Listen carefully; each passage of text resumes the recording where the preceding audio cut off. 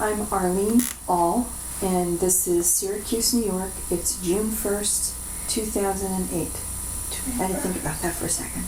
That's right, it's June 1st today. Wonderful.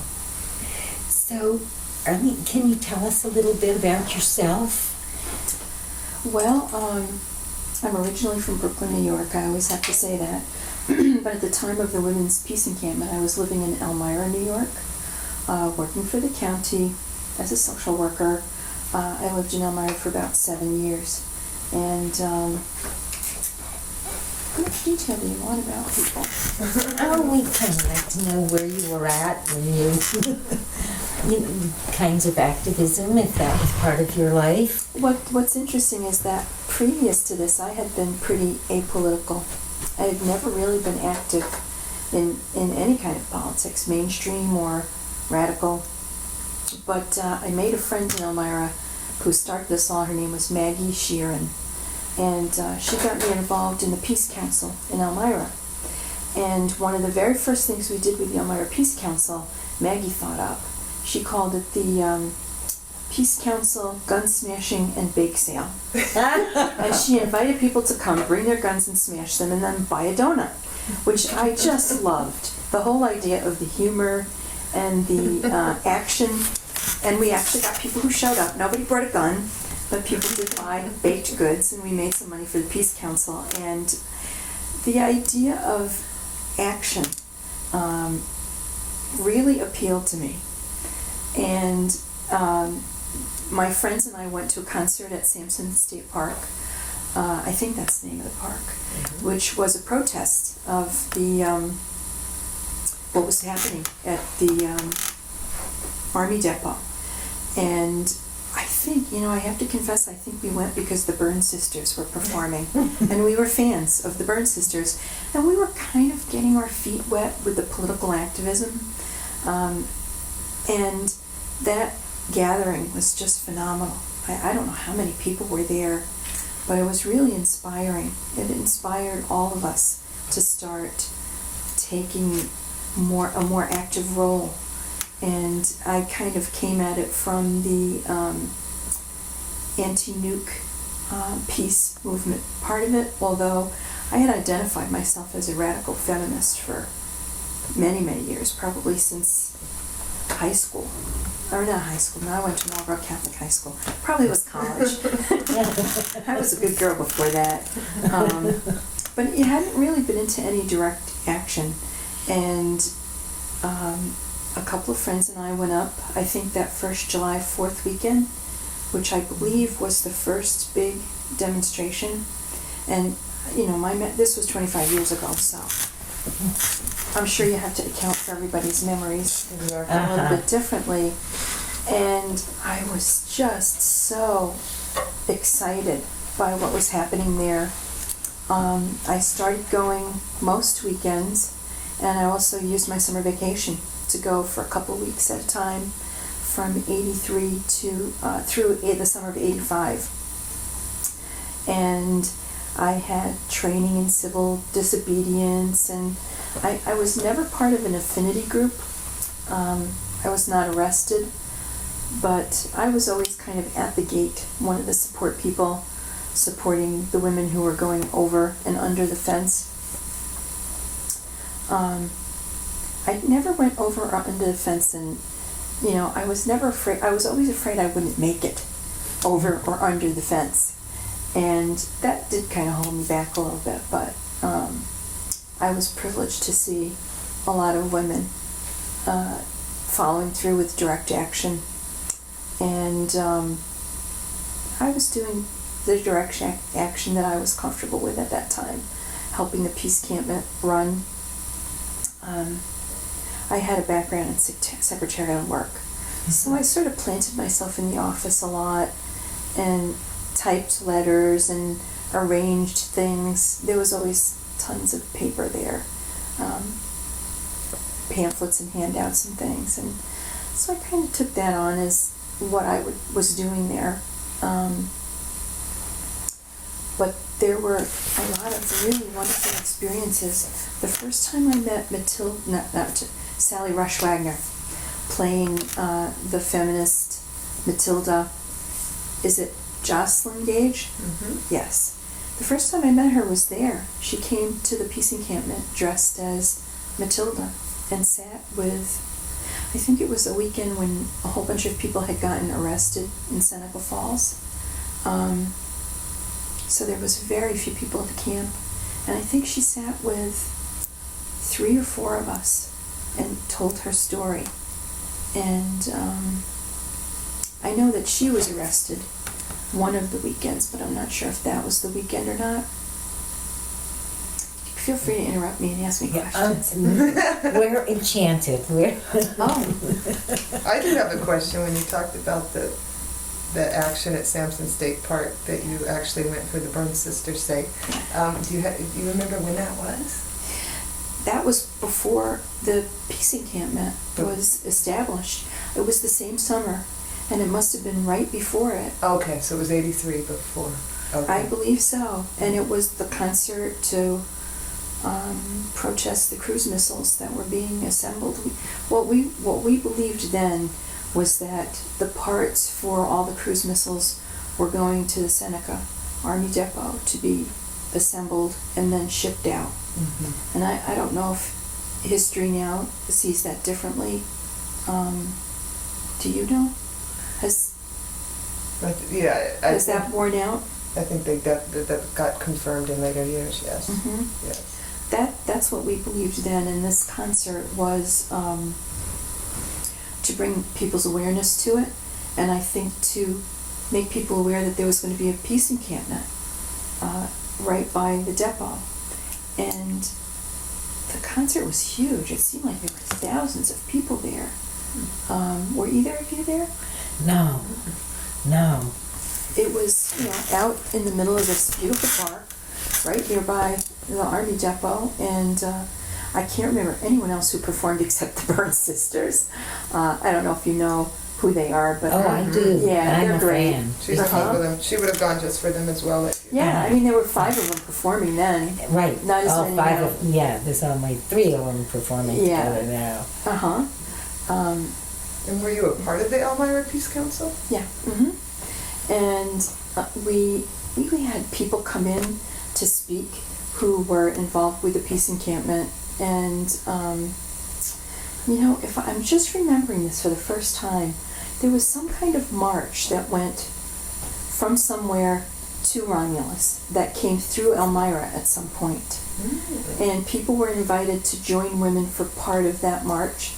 And I think that I went and walked with them for a couple of miles. I remember they were walking down the Miracle Mile in Horseheads. Mm-hmm. And Right. They were very interesting women. I just remember being so fascinated by the different women that were part of this. Some of them were very mainstream looking and sounding, and some were really radical. And I thought, well, there's probably a place for me here. I can probably fit in somewhere. I'm not as radical as some of the women, but not everybody is. So.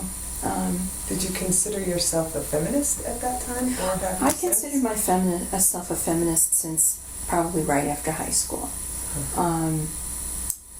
And did I do anything more than call myself a feminist? I don't know. But I was very strongly feminist at that point. Interestingly, I wasn't an out lesbian at that point. And I think that really confused a lot of the women that I met, because there were a lot of lesbians involved in the Women's Peace Encampment. And they'd say, well, are you straight or are you gay? And I'd say, well, I'm straight. And they'd say, are you sure? Which, as I look back on it, is really funny, because of course I'm not. But I hadn't quite figured that out yet. At what point did you figure that out? Was it after your time at the camp? It was, yeah, it was. My first year in grad school, I met some lesbians, and we started talking more. And I had sort of been working on coming out since my early 20s, so I've just talked. Some of us are like slow learners and late bloomers, and that was really me. Then I have just another question Sure. for the sake of folks that don't know New York. Can you give them an idea of where Elmira is in relationship to the peace encampment? Elmira is, I believe, about an hour. Let's see, it's right by the Seneca Lake. It's about less than an hour and a half south, I think. And Elmira is a city of about 35,000, which is, to me, was a small town. So we were close enough to drive there for a day if we wanted to. Mm-hmm. And do you recall other folks who lived in Elmira's sort of different responses to the encampment or the women at the encampment? One of the things I included in the papers that I gave you are some articles from, I think the Star Gazette was the Syracuse, or the Elmira paper, and there were some women from Elmira who went there who were Christian. I don't know if they were fundamentalists, I can't label them, but they were Christian, and they contacted the newspaper and said that women were practicing witchcraft at the peace encampment. And of course the paper jumped on that and did several articles, and I've saved those because I knew the women, just because it was a small town. Mm-hmm. And they were my age and I knew who they were. And I also could really understand why they would think that, because if they were had never been involved in women's ritual, it probably seemed, and to me they overreacted unbelievably, but there was women's ritual there. Mm-hmm. And there probably were some Wiccan women there, but I don't think that it was a witchcraft encampment. I think that what each individual woman decided was her approach to women's ritual was, up to them. But the newspaper loved it. Do you feel like it impacted other people in Elmira? Did they believe that, or did they think that was, not that you know what everybody thought? Well, most of the people thought that was ridiculous. Okay. But then there was a couple other times with the newspaper, and George H.W. Bush came to Elmira in, God, I don't know when, but it was Halloween. So there was a big protest wherever he was speaking, and my friends and I went, and my friend Sharon dressed as the Grim Reaper, and she had a sign that said, "Treats for the rich, tricks for the poor." And standing right in front of her, not in costume, on the front page was me. And people were calling Sharon and I up at our extensions at work and saying, "Is this the communist?" Yeah, it was weird. It was strange. People, this is kind of the Bible Belt in a way. A lot of religions got started here, and people take that stuff seriously. Then I think in either 83 or 84 I was marching from the peace encampment to the front gate of the depot, and there was a woman walking next to me, and she said, "Well, why are you doing this?" And I said, "It's the 4th of July, and I'm just so sick of this rah-rah USA bullshit, And she said, "Well, can I interview you? I'm with the Star Gazette." And I said, "Sure. Interview me, I don't care." And I said all this stuff about how there was a continuum of resistance that went from people who worked within the system to people who had the freedom to do really radical acts, and that wherever you were on the continuum was important. It was just, the resistance was important wherever you felt you could place yourself. And I thought I was brilliant. I thought, articulate, she's going to put all this in the paper, and I'm just going to sound so smart. And that Sunday's paper, the front page article, started out,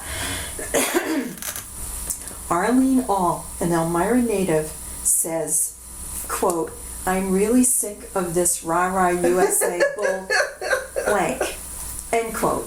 That was the only quote from me in the whole thing. I could not believe it, and I learned my lesson. That was my lesson about be careful when you tell someone that they can interview you, because they're going to take anything you say and use it for their own purposes, which was to inflame people about this crazy thing that was going on. And it made me sound like, a nutcase. I love it. Yeah, I got a lot of flack about that from people in Elmira, mostly people I didn't know, just calling me up and saying, "Oh, I saw you on the front page, you commie, you bitch." So now you've been a commie, dyke. Yes. You've been called a lot All witch. those things. Yeah. And you know what? I didn't care then that much, because I felt different from the people who had lived in a small town all their lives and had very conservative values. And I just was young enough to think, well, they just, they don't get it. Uh-huh. Now I think I probably would have taken issue with the interviewer. So I don't know if I would have done anything differently. Probably would have been more careful. Well, now the media doesn't count because we don't read it anymore. Right. It doesn't give us any real information, so, Right. So it was a long time ago, but you must have known the encampment was going to happen. It's like, okay, this is something I want to go to. Do you remember at all arriving? Any images, sounds that you remember right off the bat? I don't remember deciding to go there. I just don't remember how I found out what it was. I just remember arriving there, and there were a lot of women who were very busy doing, taking care of organizing. And that first summer, there were a lot of women there. Less so, I think, as the years went on, but that first summer of '83, there were a lot of women there. And I remember 13 Hugs Are Healing, painted on a little outbuilding. And I was entranced by all this radical activism. It was the right time and place for me, and I knew I wanted to be there. Did you feel welcome? I mean, you must have been considered a local sort of, for the fact that there were women coming from different states and different places. Did you ever feel that was an issue for you, or you were welcome? I felt what was an issue for me was that I usually went by myself, and I never felt real connected to the women who lived there all the time. So I often felt like I was kind of on my own. Yet you were able to make a niche for yourself. You said you actually, like, I remember the first year I didn't dare go inside the house hardly unless I was specifically invited in for a meeting. Did you feel that kind of energy? I did, yeah. I felt as if there were a core group of women who were really it. They were the real radical activists, and the house. There are places in the house I still have never gone. I don't think I ever went upstairs. I slept in the barn when I stayed there, and there did seem to be a kind of sacredness about it that I felt a little hesitant about. I wasn't the kind of person to go in, not know anybody, and immediately make 10 close friends and that kind of thing. I felt like I kind of emotionally had some distance, and that might not be true of other people. I couldn't tell you the names of any women. I remember Andrea Jeremus, and she was always there. And I certainly remember what some of the women looked like. Back then I would have been able to identify them, but not now. But I don't remember any of their names, interestingly. So that's just something funny about my involvement that maybe was about me and not about the encampment. Did you, that sense that you had that there were sort of core organizers and folks that lived there, was that consistent that you felt that way in 84 and 85 as well when you visited in later years? Yeah. Yeah, for me it was.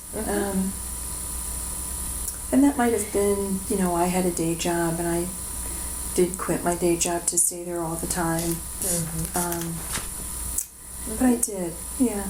I would go during, what do they call it, Women's Convention Days, where they, in Seneca Falls, had a big parade to commemorate the convention, which was interesting because it was such a conventional parade. My friend Maggie went with me, and we were right behind a group of girls who were twirlers. They were young, they were wearing costumes, they were twirling batons. And then right behind them was the Women's Peace Encampment group, who looked very different. And we used to laugh about being right behind. I don't remember now their name, but we did know them. who the twirlers were. And you know, in Seneca Falls, I think we were kind of tolerated for the most part. I know someone did get arrested in Seneca Falls, but there's a women's history park in Seneca Falls where they had some events. And oh, you know what? I just remembered something that I haven't thought of in years. I should have brought my photos. I have photos of this. There was a march, and I believe it was around the time of the convention days, that ended in front of Amelia Bloomer's house. She was one of the suffragists, and there were people with signs that were pretty radical. I mean, there were women with signs about something about being a lesbian, dykes were okay, or something like that. and they set up right in front of the porch of the house to speak to the crowd of people who had been on the march. And there were people home in the house. And I don't know if anyone else has told you this story, but the whole time the woman was speaking on the microphone in front of the front porch, somebody was walking back and forth inside the house and hanging an American flag outside the windows and waving it right behind the speaker, very pointedly, sort of moving it around like, you know, we live here and we don't like what you're doing. And at some point, someone in the house threw a tomato or two at the women in the group as well. Wow. And I kind of had mixed feelings. I thought, well, it's their house. Somebody lives here, I think. But it's also a historic landmark. So in that sense, they didn't have ownership over what happened in their front yard. So I just, you know, thought, well, there must be a bunch of rednecks living in there because they did that. We had not heard that story. I love it. No, I do remember that now. Still was there. I was there for that. You were? Yeah. Do you remember them doing that? It's vague, but I do. Yeah. Once you mention it now, I remember there being something that made me a little bit uncomfortable. And you know, I most remember about that was singing, come on up, I've got a lifeline, the Harriet Tubman song. Yes. Do you remember that? Yes. Because it was beautiful. I loved we those really songs. sang, Yeah. and I can remember the yard, and I remember the hedges, and Yeah. so strange what stays with you. But I do remember being there, and also I wanted to tell you that in that parade, we got an award as something like most. It didn't exactly say that Most we were improved? the Most improved. yeah, that, you know, kind of like biggest effort, or you know, some kind of like, you know, thing that said we appreciated you coming, but you sure are different from the You're not a rest. twirler. Oh, that's funny. But I do remember there having been an award for that parade, That's marching in fun. that parade.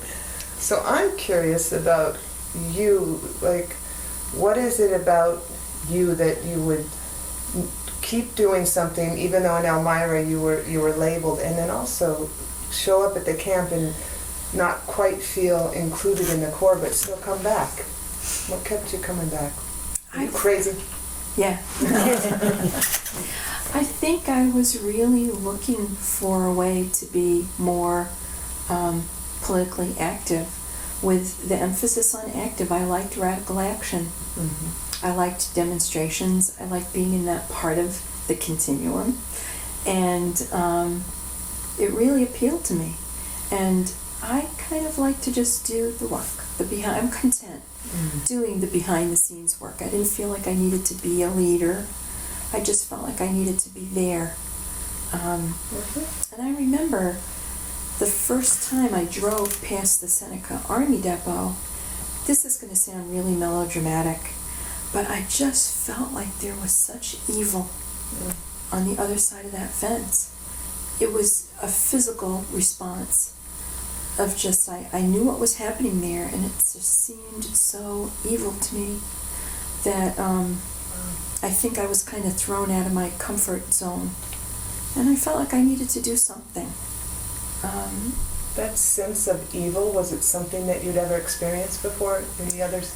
Not that dramatically. Yeah. No, not that dramatically and that viscerally. I just felt like whatever's going on here is really, really wrong. And I just felt like I needed to do something to add myself somehow. Did you frequently go up to the front gate? To the main gate? Yeah, usually. Whenever there was an action, Uh-huh. I would go to the front gate and be a support person for whoever was going over or under. And, you know, we would just sing. We would stand out there, we would sing. And, you know, talk about which of the guys who didn't have uniforms on were photographing our license plates and things like that. I'm sure you must be in a lot of photographs. I'm like, oh, I wish you had brought a photograph. Do you have photographs from that time? I have I have a couple from the Peace Encampment that probably are like everyone else's picture of the 13 Hugs Are Healing. I have some pictures from the demonstration in front of Amelia Bloomer's house. Oh, now see, that would be wonderful to have. We don't. Maybe I can send them to you. You know, I don't know how intact they're going to be. They're in one of those photo books where you used to put the plastic over them Yeah. and made it here.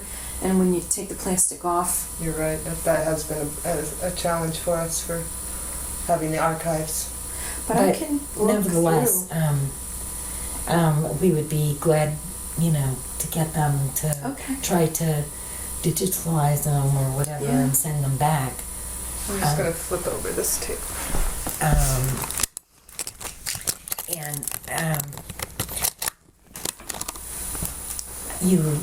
We have a DVD that we produced with lots of the... Susie gave. Oh. You got one, right? Yes, I just bought one. That's Oh, great. cool. Yeah. So can you tell us what the... Did I just interrupt you? Were you on the No, question? no, I was actually thinking I would love to be there when you watch it and give more description. I don't know how well are you able to see? No. Not at all. No, but my sister will It's explain it good, all yeah, to me. she- Sure. Right. And did she by any chance ever get to the Peace Camp? No. She'll give you good descriptions of the She'll tell me. pictures. She was just asking me, did you have long hair? Then I used to have straight waist-length hair. And because then you would be able to recognize me in the pictures, but I don't think I did then. I think by then I had like the 80s perm that everybody had. The standard. Standard perm. I don't think that I did, but she'll see if I'm in any of them. I was at the house about 3 summers ago. I was passing through the area with a friend of mine. We decided to stop. I hadn't been there in over 10 years. And it was very bittersweet. The house, weeds were waist high. Everything was overgrown. Someone had broken into the house. There was a sign inside the house that said, "This house was recently broken into." So the front door was broken, but inside was still snapshots and posters on the walls, books. Things that had been there back then were still there. And we went back to the barn, and it looked like the barn had collapsed pretty much. You couldn't really go in it. But there were a lot of artifacts in there too. My friend came out and said, there's books and papers and all kinds of things. And she wanted to know if I wanted anything. She was pretty sure that I was in one of the photos on the wall. And I said, I will not take anything from here. This is sacred space to me. Whatever's here belongs here. And I don't think it's for the taking for anyone. So Susie said she thought the house was down now. Is that true? No, well, we've lost the land. We don't own the land anymore. And whoever bought it has taken off the front porch in the back of the house and is doing some stuff. We slatted the barn, the garage is gone and hauled off. But yeah, it's actually, so you were there 3 years ago, which would have been 2005? I think so. Yeah. And it was actually in the fall of 2005 when the county started proceedings to to take the land for back taxes, and it was sold, finalized in 2006. So you probably are one of the few people to see it before it was no longer Right. in women's hands. Wow. That makes it even more bittersweet. Yeah, What about that big pavilion in the back? it's still Yeah, there. It's still there. Is it? We couldn't get back there. Everything was so overgrown.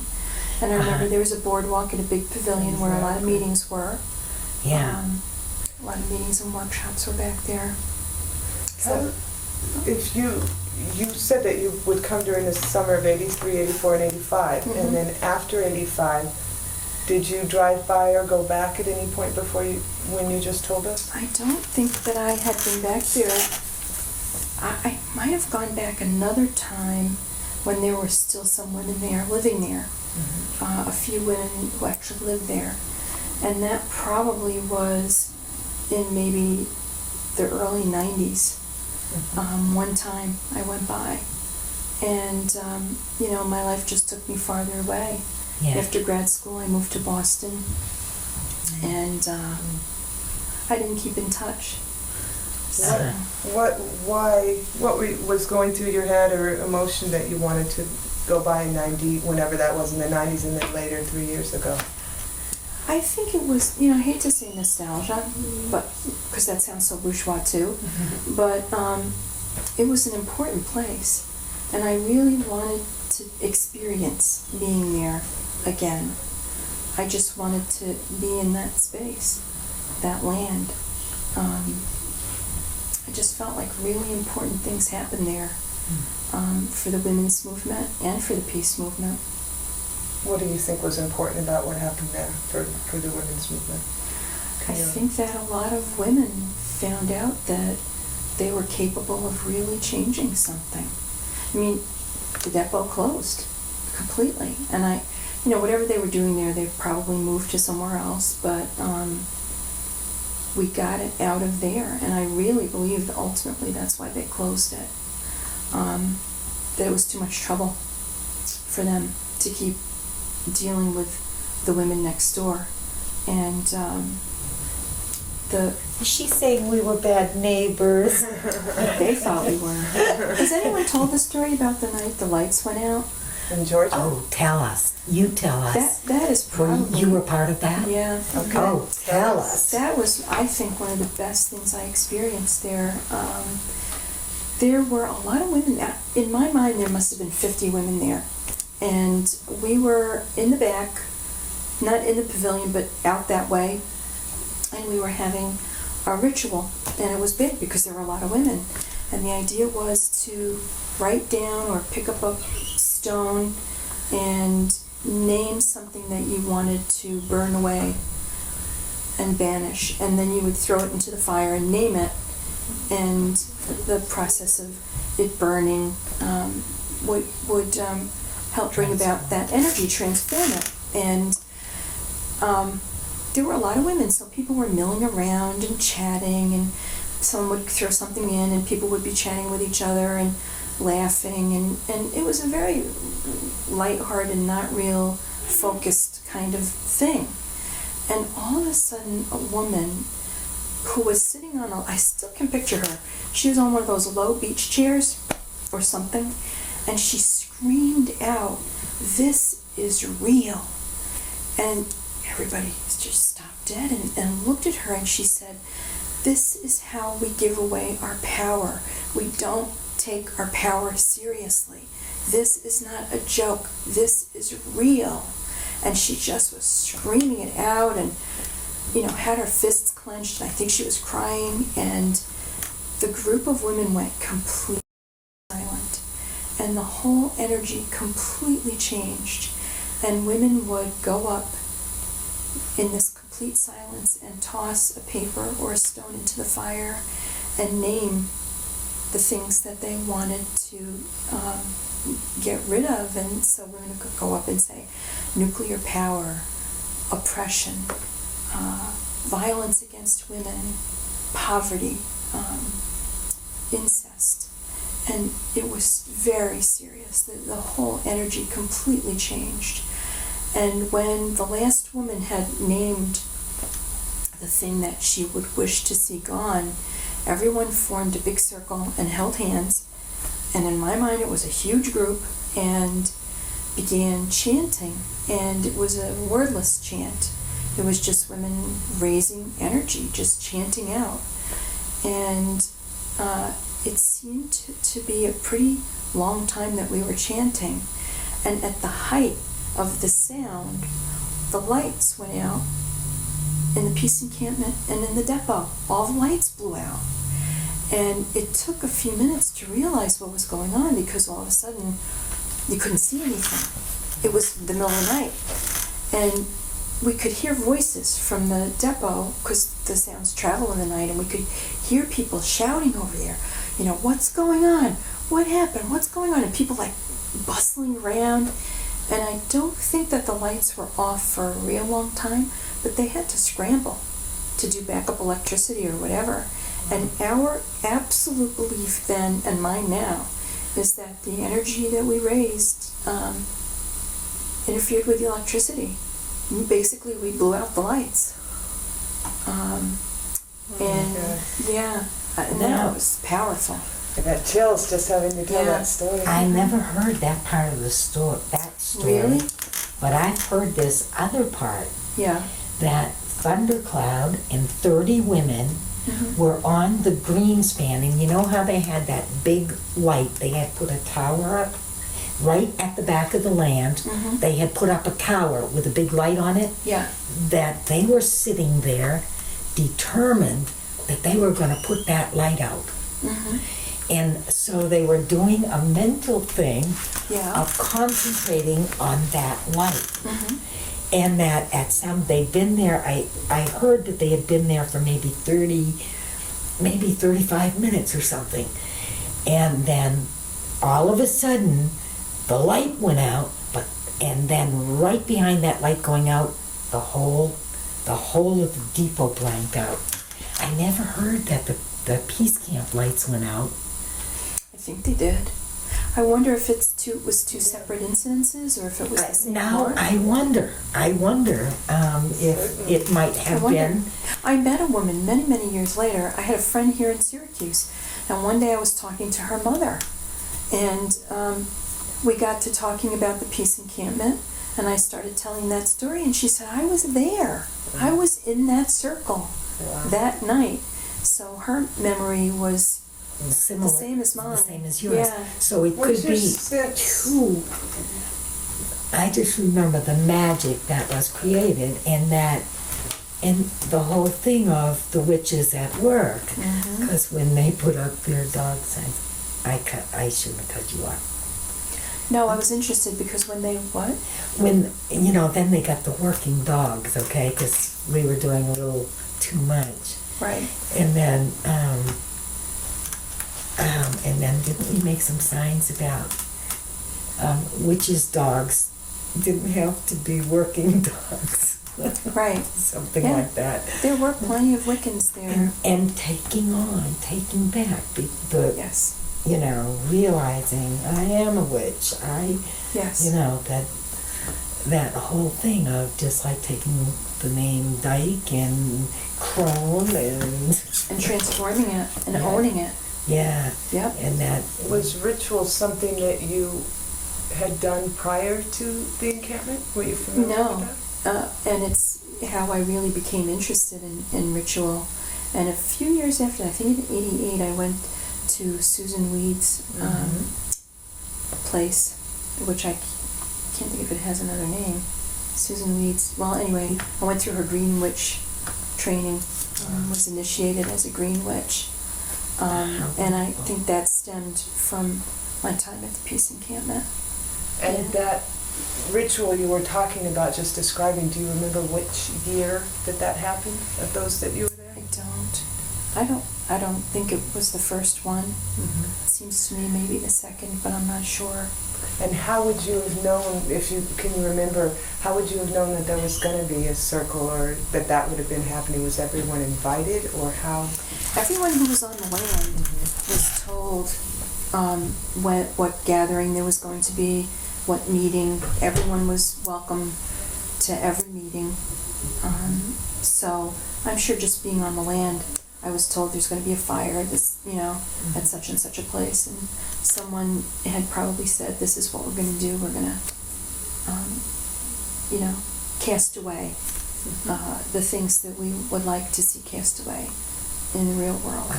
And do you remember not having come into the encampment experience with ritual being familiar to you? Did you have any trepidation when you first heard about this kind of stuff happening? I didn't. I was raised a strict Catholic, so I was used to, bells and candles and incense, and I felt very at home. I thought, this is what ritual is. This is real ritual. This is not fake ritual in Latin that nobody understands. This is vital and real and organic. That's the thing about ritual to me, is it arises from exactly where you are and from what's going on in the moment, which wasn't what I was raised with. So, what would you say to folks that might have said, this is supposed to be a political action? What does this other part have to do with it? I don't remember anyone saying that.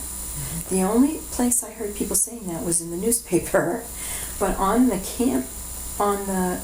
encampment, it seemed as if it was the convergence of women's power, peace activism, women's ritual, that all these things came together there. And I don't remember anyone expressing discomfort about those kinds of things. I don't. Maybe maybe they were and they didn't tell me. Do you have any memory of ritual or ritual elements happening as part of an action at the gate or the fence? Did that ever happen out in public?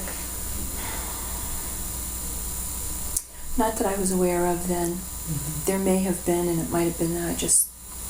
I think that, my understanding of ritual at this point is that everything we did was a ritual, and that climbing over the fence was a symbolic action, and that's part of what ritual is. It's,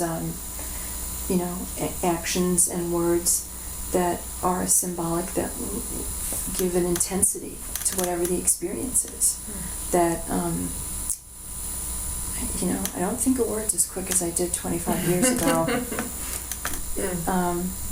That made manifest thoughts and feelings and intentions, and that by making them concrete with symbolic activity, you gave energy to what you wanted to happen. So in that sense, I thought it was all ritual at that time. At the gate, I remember singing, a lot of singing, and the affinity group supporting the women who were going over the fence, and just being a presence there.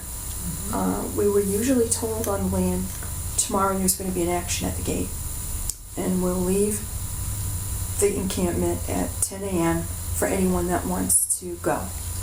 And as a group, we would march down that street to the gate, and then whatever had been planned, usually affinity groups planned what actions they wanted to do. Do you remember witnessing any, what women call die-ins, or dramatizations of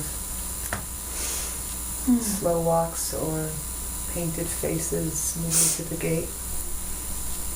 I remember some people had painted faces. I don't remember, no. And it might be 25 years I've lost some of that. Oh, no, maybe they weren't doing it.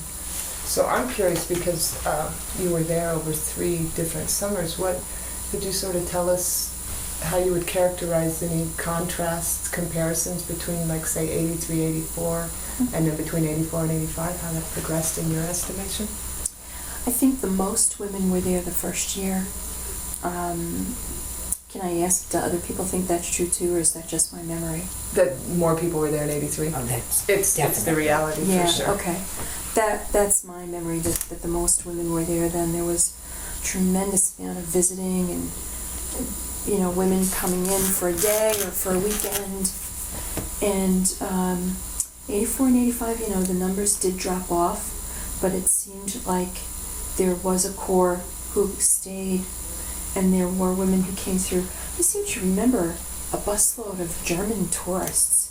Maybe I'm making that up. It just came to my mind that a busload of women from Germany were there. So people would make it a destination, and there was still a lot of going to Seneca Falls to pick people up at the bus station.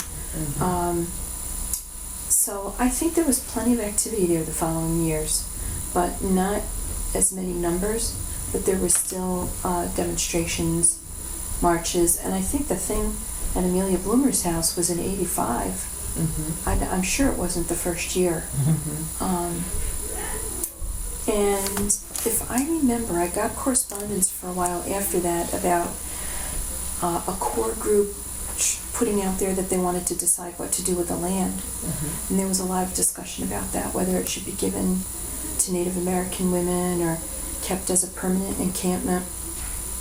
And I believe the decision was to buy the land and keep it as a permanent encampment, not encampment, but a place for women who needed to go.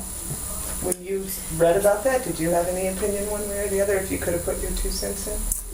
I could have put my 2 cents in. I was in grad school and I didn't. What would you have What thought? I have said? Can you imagine? I thought it was a great idea to keep it as a permanent place where women could go as refuge if they wanted to, where women could plan actions. I wanted to see it kind of kept for the women's community. And I just thought of something else. Isn't it I funny? love this. Is this what we're here for. That people are remembering things as we go along? Yes. But this is great. Women came there to just do incredible things. And one summer, I don't know which one, there was a woman there who set up a tent or a teepee on the land in the back. And there was a sign on the outside of her tent that said, I am here because my mother committed suicide when I was a little girl, and I was never told the truth. And I never had a chance to grieve for my mother. And now I know the truth, and I am here for a week of mourning for my mother, which I never had a chance to do before. And I am going to be here for a week sitting in silence. And if anyone would like to join me, I invite them to come in and sit in silence with me. And going up and reading the sign and just saying, wow, what an incredibly wonderful thing to do, and how incredible that there's this place she feels safe to do it. Wow. And I went in and sat for a few minutes. I didn't stay long and kind of went on my way. And I don't know if anyone had mentioned that. I've not heard No. that. Have you stuff? Yeah. No, I think it was Barbara Greenham. Oh, was it? And It's beautiful. the teepee was available the second summer. That's beautiful. Yeah. So you know the woman who was there? I know that she did do 7 days of silence. Yeah. Yeah. Estelle knows everything there is to know No, about I encampment. do She- not. yeah, No, I'm you were there a always long learning. time. I'm always learning. So, and Did she say that she was there for 7 days of silence? yes, To mourn for her mother, to grieve?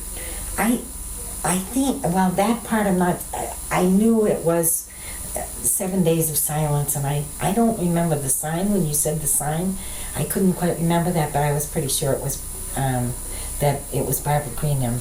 Though there were, somebody else did something too. Yeah. It could have been somebody else, but in my mind, I know that Barbara did 7 days of silence, which always kind of blew my mind. Yeah, me too. Being able to do that kind of thing, and Yeah. the grieving process was very important. And I know that I eventually evolved a whole idea about us needing a rage wall for all of the the stuff that we had to get out. And we did do,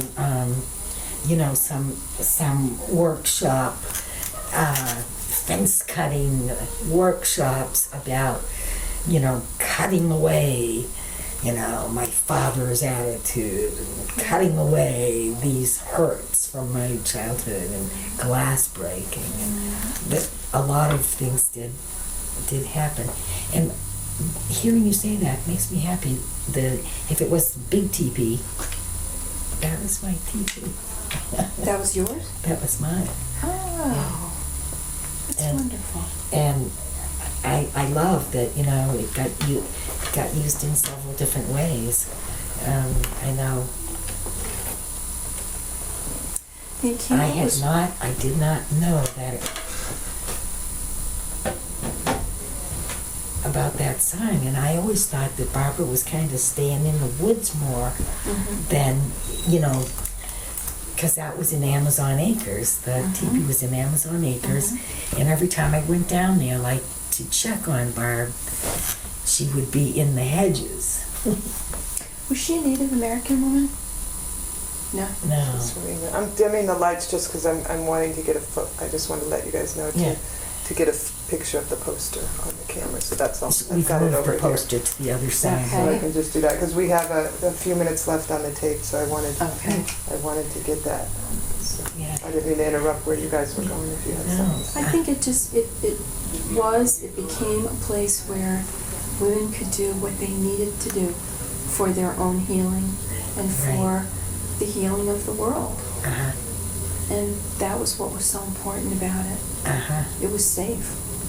Right. Do you remember any songs from that time? Oh, if you reminded me of them, I would remember them. But, menopause has interceded here. I said, "Come on up." I remember that one. Uh-huh. Yeah. There was a little listen, listen, listen to my heart song. That one might have cut. Yeah. Wow. It was sung a lot. Even the first summer, because while the women were in jail, we sang that one. Yeah, there were so many beautiful songs and chants. Yeah. Arlene, while I'm filming this, will you tell us about this poster? What Yeah. you told us when you first came in, but it wasn't on camera. But how? I had some posters from the Peace Encampment. I had the one of the quilt, and I had this one, and I had never hung this one up, but I saved it for 20 years. And I always thought, well, to frame it, it's just so kind of tacky, so bourgeois. It's a protest poster, And then one day I thought, you know what? This is about a really important part of my history and women's history. And it would be really good for me to have it where I can see it, to remind myself that that's part of who I am. And that's when I decided to have it framed, and it's been hanging in my kitchen for the last 5 years. So beautiful. Yeah. Beautiful. So we have just a minute left. Was something that you were thinking of that we didn't get to talk about? Any last words about you or Seneca?